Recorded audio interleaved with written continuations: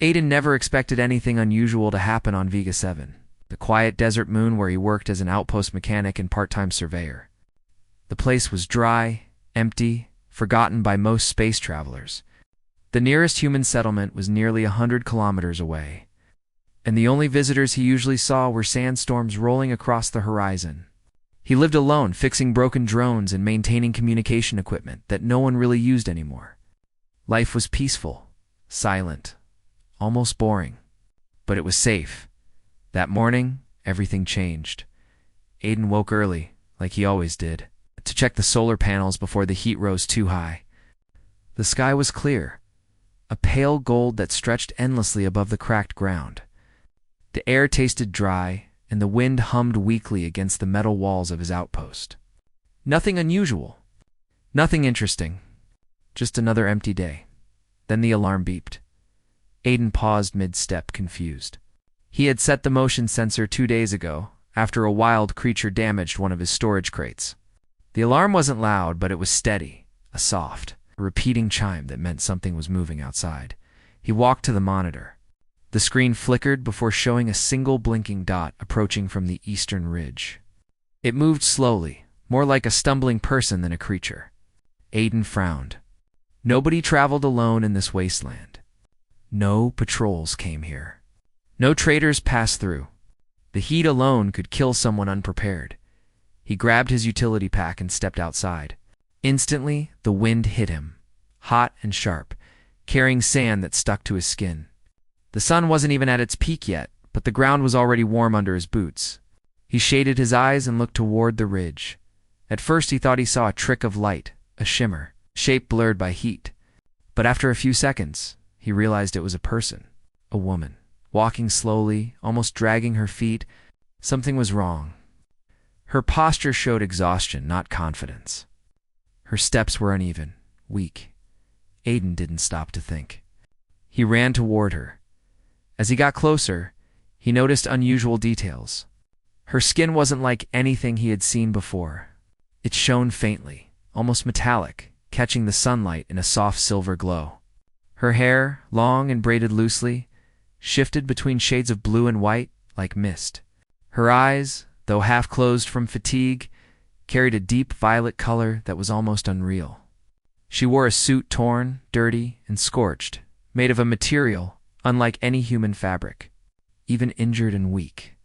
She looked like someone from another world entirely. She was an alien. The woman finally stumbled and collapsed. Onto her knees just a few meters from him, Aiden reached her quickly and knelt beside her. Her lips were cracked. Her breathing came out in short, painful gasps. She looked dehydrated to the point of collapse. Without hesitation, Aiden pulled out his water canteen and held it to her lips. The woman blinked up at him, confused, almost afraid. But the moment the scent of water reached her, her expression changed. She grabbed the canteen with trembling hands and drank as if her life depended on it. Aiden watched her carefully. She drank in rushed gulps, desperate for every drop. He didn't stop her. He didn't care that water was limited out here. A life was more important. When she finally pulled away, she looked at him again. There was gratitude in her eyes, but also something else, something heavy and meaningful that he couldn't understand. Why? Would you do that? She whispered, her voice rough but soft. You needed water, Aiden answered simply. You were about to pass out. Her eyes widened slightly, like his words surprised her. She looked down at the canteen, then at him again, as if weighing something important. Before she could speak again, her body sagged. She tried to stand but fell forward. Aiden caught her gently before she hit the sand. You're dehydrated, he said. Come on, let me help you. My outpost is close. She didn't resist as he lifted her into his arms. Surprisingly, she was light, not fragile, but weightless in a way that felt unnatural. Her skin radiated a faint warmth, like a soft hum of energy. Aiden walked carefully, hoping she would stay conscious. But she had already slipped into a weak sleep. Inside the outpost, Aiden laid her on his bunk and set the fan to circulate cooler air. The woman stirred a little when he placed a damp cloth on her forehead. She whispered something in her language, too faint to understand. Aiden sat nearby. monitoring her breathing and hoping she wasn't suffering from some alien-specific condition he couldn't treat. Hours passed. Afternoon light faded into early evening. The desert outside turned orange, then purple. Aiden stayed close, checking her occasionally and refilling her canteen with filtered water, just as he thought she might sleep through the night. She opened her eyes suddenly. She sat up halfway, breathing harder than before, but alert. Her gaze locked on him instantly. "You," she whispered. "You saved me." "I just helped," Aiden replied. She studied him, her eyes moving slowly from his face to his hands, then to the water canteen beside her. When she spoke again, her voice was steadier. "You gave me water," she said. "Life water." Aiden nodded, unsure why she emphasized it like that. "Yeah, you needed it." She stared at him with deep disbelief, as if she had never heard such an answer before. "You truly don't understand," she murmured. "Among my people, this act is sacred." Aiden blinked. "Sacred? I was just trying to keep you alive." She shook her head slowly. "In the astral dominion, giving water to someone who is dying, especially to royalty, is not a simple act. It means protection. It means intention. It means—" She hesitated, lowering her gaze. "A bond." Aiden tried to make sense of her words. "Wait, your royalty?" She lifted her chin slightly, her posture straightening even in her weakened state. "I am Princess Arlia of the Astral Dominion." Aiden stared at her. A princess. A real alien princess. In his bunk, in his outpost. And he had given her water without knowing any of this. She shifted, sliding her legs off the bunk and standing unsteadily. Aiden rose too, ready to catch her if she fell, but she steadied herself by placing a hand on his chest. Her touch was warm and strangely calming. "In my culture," she said softly, "sharing water is sharing life. Offering it freely." She swallowed as if the words carried deep meaning. "It binds the receiver to the giver. Completely." Aiden felt his breath catch. Bind. What does that before he could finish? She stepped closer, her eyes glowing brighter with every heartbeat. The room felt smaller, suddenly quieter. She looked up at him with an expression full of certainty, gratitude, and something deeper he couldn't name. Human. "According to the laws of my people. Now I am yours." Aiden almost stepped back. "Why yours?" "I didn't mean I wasn't trying. I didn't know." She shook her head gently. "Intent does not change the meaning. You offered me life when I was dying. And so, I belong to you now." The words settled heavily in the room. Aiden's heart pounded. His mind scrambled to understand. He had no idea rescuing an alien princess could come with cultural consequences. He didn't want to take advantage of her. He didn't want her to feel trapped. "You don't have to belong to anyone," he said softly. Her eyes softened. "You misunderstand. This is not imprisonment. This is honor. This is choice. This is fate. I am alive because of you. And my people. They will come for me soon." She stepped even closer until she was barely an arm's length away from him. "When they arrive, they will ask who saved me. They will ask your intentions, and they will expect an answer." Aiden felt a knot tighten in his stomach. "What happens if I don't give the right answer?" Her expression darkened slightly. "They will think you claimed me by force, and that would bring danger. Conflict. But if I tell them the truth, that you gave me water freely, that you protected me without expecting anything." She paused, her eyes glowing softer. "Then they will respect you, honor you, maybe even trust you more than you expect." Aiden didn't know what to say. He had faced many challenges in his life, but nothing like this. Nothing involving alien royalty, ancient customs, or interstellar consequences. Princess Arlia reached out and took his hand gently, her fingers warm and steady. "You must not fear me," she said. "I owe you my life. Whatever comes next, I will stand with you." Aiden swallowed hard, feeling the weight of her words. Outside, the desert winds grew louder, spurring against the metal walls like warnings of something approaching on the horizon. He didn't know it yet, but his simple act of kindness had set his entire future on a new, unpredictable path, a path that connected his fate with hers in ways neither of them were ready for. And as she held his hand, she whispered the words one more time, soft but certain. "Now I'm yours." Aiden barely slept that night. He tried lying down on a spare cot while Princess Arlia rested on his bunk. But every time he closed his eyes, his mind filled with questions. What exactly did it mean that she belonged to him? What were her people like? How would they react when they arrived? Would they see him as a threat? A savior? An accidental claimant to their princess? Every possible outcome felt heavy. Meanwhile, Princess Arlia slept peacefully. Her breathing grew calm. Her skin glowed faintly in the dark room. The energy warmth around her filled the whole space like a soft halo. Even when she shifted slightly in her sleep, the faint hum beneath her skin reacted gently, as if her body carried living light inside it.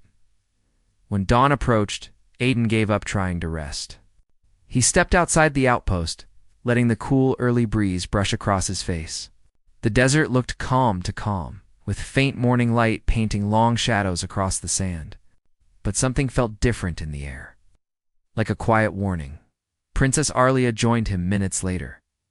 She walked barefoot on the metal floor behind him, her steps light and soft. She seemed much stronger than the day before. Her silver skin shimmered slightly in the morning light.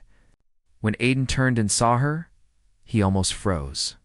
She wasn't wearing the torn armor anymore. He had left some spare cloth in the storage crate, and she had used it to wrap herself into a simple but elegant robe. It looked graceful on her, almost intentional, even though it was just old fabric. "You're awake," Aiden said, trying not to stare. She nodded. "Your home is safe. I rested well. I'm glad. You needed it." Her eyes softened again, that same gentle look she gave him the first time she realized he had saved her life. She walked up beside him, watching the sun rise over the dunes. "Our people value mornings," she said quietly. "We believe dawn reveals truth better than night or midday. When light returns after darkness, the heart becomes clear." Aiden glanced at her. "Is your heart clear now?" She turned to him without hesitation. "I know what I must do. I know the bond between us is real. I know my people will question it, but I stand ready." Aiden took a slow breath. "Arlia, I don't want to force anything on you. You don't owe me anything." She smiled faintly. "You still don't understand. This is not a burden. It is an honor, and it is my choice. But you said it's tradition. Something automatic." "Yes," she admitted. "But the bond only gains strength when I choose to accept it. And I do." He opened his mouth, searching for words. But she gently placed a hand on his arm. "You gave water freely," she said softly. "You gave life freely. So now I give loyalty freely. That is my decision." Before Aiden could answer, the ground trembled slightly under their feet. He stilled. "Did you feel that?" Arlia's expression sharpened. "They are coming." Aiden's heart skipped. She walked forward and looked toward the horizon. At first, Aiden saw nothing but sand. Then he saw glimmers, small flashes of light rising and falling like tiny stars caught in the wind. "That's them?" he asked quietly. "Scout wings," she said. "My people never search blindly. They follow signals of the life pulse." "The what?" She pointed at her own glowing skin. "We carry energy signatures inside us. The moment I woke fully, they sensed it." Aiden blinked, even from hundreds of kilometers away. She nodded. "We are not like humans. Our senses are far-reaching, and our technology follows our nature." Aiden instinctively stepped back. "This is going to be bad, isn't it?" "No," she said gently, "but it will be intense." She stepped closer, placing her hand lightly on his chest again. "You stand beside me, not behind. You saved me, so you are not to be treated as a stranger." He felt her steady warmth, and it calmed him more than he wanted to admit. Within minutes, the first scout ships approached. They didn't fly like human ships. They glided, almost floating in the air without sound. Their forms were smooth, shaped like curved wings of light. The ships hovered above the outpost, Beams of violet light scanned the ground around them. Aiden felt his stomach twist. "They're checking if you're hurt. They're checking if anyone has harmed me," she said. "And if they think someone did." Arlia looked at him with gentle seriousness. "Then they will remove the threat immediately." Aiden's pulse sped up. "Great. Wonderful. That's definitely comforting." She smiled faintly, almost amused by his sarcasm. "Do not fear. I will speak for you." The scout ships withdrew, circling the area as if waiting for someone else. The air grew heavier, charged with tension. Then a shadow passed overhead. A massive ship descended, larger than any human craft Aiden had ever seen. It didn't land. It floated just a few meters above the ground, humming with energy. Its hull glowed like polished stone mixed with starlight. Shifting colors, as if alive, a voice echoed across the valley, booming but calm. "Princess Arlia, present yourself." Aiden felt the hairs on his neck rise. "They sound serious." "They are serious," she said. "I disappeared for 11 cycles." They assumed the worst.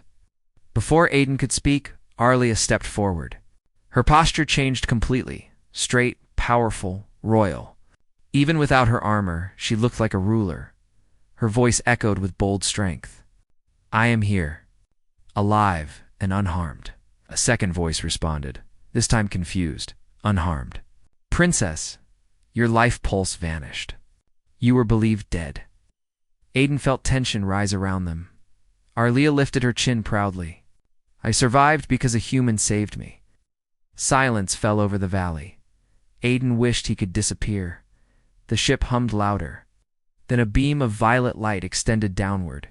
A figure descended slowly, tall, armored, glowing with the same silver light as Arlia, but darker, deeper. The figure landed with gentle grace. It was a woman. Her eyes glowed like embers. Her presence radiated authority. Aiden whispered, "Who is that?" "My mother," Arlia said softly. "The High Queen." Aiden nearly choked on his own breath. The queen approached slowly, eyes moving between her daughter and Aiden. Her expression was unreadable. Sharp, but calm. She spoke first to her daughter. "Arlia, did this human harm you? Did he take advantage of your weaknesses?" "No," Arlia answered instantly, stepping between them. "He saved me. He gave me water when I was dying. He protected me." The queen's eyes narrowed. "He gave you water?" "Yes," Arlia said. The queen exhaled softly. "Then the bond has formed." Aiden felt his blood freeze. I can explain." The queen looked at him fully now. Her gaze felt like pressure, heavy but not cruel. "Human," she said slowly. "You may not understand what your action means in our culture. Water is life. A gift of life. Binds destinies." Dawn swallowed hard. "I didn't mean to bind anything. You acted with compassion," the queen interrupted. "That alone shows strength." Arlia stepped closer to Aiden unconsciously, as if protecting him from her mother's intimidating presence. The queen noticed. She looked at her daughter, narrowing slightly. "You accept the bond?" "I do," Arlia said. "You choose the human?" "I choose him." Aiden stared at her in shock. He didn't expect such certainty. She wasn't hesitant or confused. She spoke like someone who had made a deep decision in her soul. The queen took a slow breath. "Then we must honor our laws." Aiden felt panic rising again. "What does that mean?" The queen turned toward him. "It means human, that you are now connected to the royal family. Whether you wish it or not, you have a responsibility." Aiden couldn't speak. Arlia placed her hand on his arm gently. "Do not fear. You are not alone." The queen observed the gentle touch, noticing how naturally Arlia leaned toward him. Her expression changed slightly, still stern, but with a hint of acceptance. She finally spoke. "You saved my daughter. Therefore, you will come with us. The court must decide your role in her life." Aiden blinked. "Come with you. To your ship." "No," the queen said calmly. "To the capital." Arlia nodded softly. "You will be safe among us. I promise." Aiden looked back toward his tiny outpost, the metal walls old panels, and quiet isolation he once called home. Everything was about to change, and there was no turning back. Aiden felt the world tilt. Beneath him as the Queen's words settled in his mind. Leave Vega 7. Leave his quiet life. Travel with an alien royal family to a capital he had never heard of. Face a court that would judge him, question him, decide his place, simply because he had given water to someone in need. He didn't feel ready. But Princess Arlia never looked away from him. Her presence steadied him more than he expected. When she touched his arm lightly and whispered, "I will be with you," it calmed the panic building inside him. The Queen turned back toward the massive ship hovering above. A column of soft violet light descended, forming a transport beam. The air shimmered with strange warmth. Arlia stepped inside it with graceful confidence. Aiden hesitated, staring at the strange light. Unsure if he would dissolve or float or fall, Arlia extended her hand toward him. "Trust me." Aiden took her hand. Instantly, the beam lifted them both upward, weightless and smooth. There was no wind, no force, no pulling sensation, only a gentle rise, as if the world itself was letting them go. Aiden watched the desert grow, smaller beneath them, until they entered the ship through an opening that closed silently behind them. Inside, the ship felt nothing like human vessels. It was spacious, almost like a palace in motion.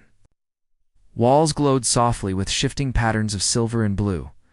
The air was clean and warm, carrying a faint scent of something floral. The floor felt soft under his boots, as if the material absorbed footsteps. Arlia guided him forward. "You must stay close to me until the others understand you are not a threat." "Are they expecting I might be?" Aiden asked nervously. She nodded slightly. "Some of my people fear humans. Others simply don't trust outsiders near royalty. You giving me life water is enough for them to take seriously, but not enough to erase doubt." "Well, that's comforting," Aiden muttered under his breath. Arlia smiled softly. "You have nothing to fear. I am here." As they walked deeper into the ship, several guards appeared. They were tall, armored in shimmering plates, and each carried a weapon shaped like a long crystal spike. Their eyes glowed like Arlia's, but colder, sharper. One guard stepped forward. "Princess, you are truly alive." "Yes," she answered firmly, "and unharmed." The guard's gaze shifted to Aiden. His expression hardened. "This is the human." "He saved me," Arlia said. The guard didn't look convinced. "He touched you?" "He gave me water," she clarified, her voice growing sharper. The guard stiffened instantly, his posture changing. "Then he is bound." Aiden lifted both hands. Bound sounds like a very strong word. The guard ignored him and bowed instead. "Princess, we will prepare the chamber for your return. The Queen awaits your presence in the upper hall." Arlia nodded, then turned to Aiden. She leaned closer and whispered, "Do not show fear. They respect courage more than anything." "I'm standing on an alien warship," Aiden whispered back. "Fear comes naturally." She smiled again, a small, reassuring smile, then gently took his hand and guided him forward. After a short walk, they entered a large hall filled with shimmering light and quiet energy. It wasn't like a throne room, but it carried the same importance. High walls curved upward like flowing waves, and glowing symbols drifted lazily through the air like floating script. The hall was full of aliens, tall, elegant, glowing like Arlia, but each with slight differences in tone and shape. They all stopped talking the moment Arlia entered. A hush fell over the room. Then all eyes turned to Aiden. He felt like a small animal that had wandered into the wrong camp. But Arlia stood tall beside him, her hand lightly brushing his as reassurance. Her presence felt like a shield. A deep voice broke the silence. "Princess Arlia, step forward." The Queen descended from an upper platform, her silver armor shining like starlight. Her gaze was cold, calculating but not cruel. She moved with authority, every step filled with purpose. Arlia approached her mother and bowed respectfully. Aiden didn't know what to do, so he awkwardly dipped his head. A few aliens whispered at his strange gesture. The Queen's eyes turned toward Arlia. Tell the court what happened. Arlia lifted her chin. I was separated from my escort during the sandstorm on Vega 7. My communication crystal broke. I wandered without water for 2 days. I collapsed at the edge of the human outpost. This man, she gestured to Aiden, gave me water when I was near death. Murmur spread through the hall. Some aliens gasped softly, others exchanged intense looks. The queen raised her hand and silence returned. Princess, the queen said slowly, does the human claim you? Aiden's breath caught. Arlia looked at him gently before answering. He did not know our customs. He did not act for gain. He acted from compassion. Right. The queen nodded. But does he claim you now? Aiden's pulse hammered. He opened his mouth to say he didn't want to claim anything, he just helped someone in need. But before he spoke, Arlia stepped closer to him. She took his hand, her fingers intertwined with his naturally. Without hesitation, she looked at the queen and said, No, I claim him. Gasps echoed around the room. The queen's eyes widened slightly, something between surprise and understanding flashing in them. Aiden whispered urgently, Arlia, what does that mean exactly? It means I choose you, she whispered back. Not because of tradition, because you showed me kindness without knowing who I was. The queen studied them silently for several long seconds, weighing their connection. Her gaze moved from their joined hands to Aiden's face. He expected judgment. Instead, she spoke with calm strength. A life-water bond is powerful. It ties spirits. It carries responsibility and protection. She paused, then added, and choice. The court remained silent, waiting. The queen walked down the final step and approached Aiden directly. She studied him closely, not with contempt, but with deep evaluation. You fear us, she said. Aiden swallowed. A little, yes. You fear what this bond means. More than a little. And yet you still stand beside my daughter. Aiden nodded slowly. She trusted me first. I owe her that much. The queen stepped back. Her expression softened, just slightly enough for Aiden to realize she respected his honesty. She turned to the court. The princess has chosen. The human has acted with courage and compassion. According to our laws, their bond is recognized. Voices rose across the hall. Some sounded approving, others doubtful, but none objected openly. The queen raised her hand again. Silence. Until the final decision is made, the human will remain under royal protection. Princess Arlia will oversee his safety and teach him our traditions. Arlia bowed her head respectfully. Yes, mother. The queen then faced Aiden. Human, you must come to the capital. There, the bond will be tested. If it proves true, you may stand beside my daughter in our court. If it does not, the bond will be dissolved and you will return home. Aiden blinked. Wait. Dissolved? How? Arlia answered softly. A ritual. A gentle one. It does not harm either person. But it ends the connection. Aiden felt a strange heaviness in his chest. He didn't know why the thought bothered him. The queen continued. You will be treated with respect, but you must prove your heart is worthy. He nodded slowly. I'll do my best. Arlia squeezed his hand gently, approval glowing in her eyes. The queen dismissed the court. Aliens began to leave the hall, still whispering about the strange human and the bold princess. Aiden remained standing quietly beside Arlia until the room became emptier. Finally, Arlia turned to him. You did well. I didn't faint, Aiden said. Honestly, that feels like an achievement. She laughed softly, a sound like warm chimes. You faced my mother with courage.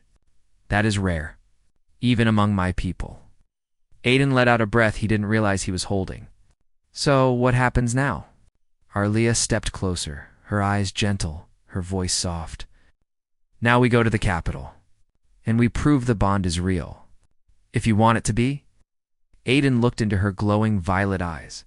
He remembered how he found her in the desert, dying and desperate. He remembered how she whispered, Now I'm yours. He remembered the warmth of her hand, the trust she gave him freely. He didn't know what the future held, but he knew one thing for certain. He wasn't ready to let go of their connection.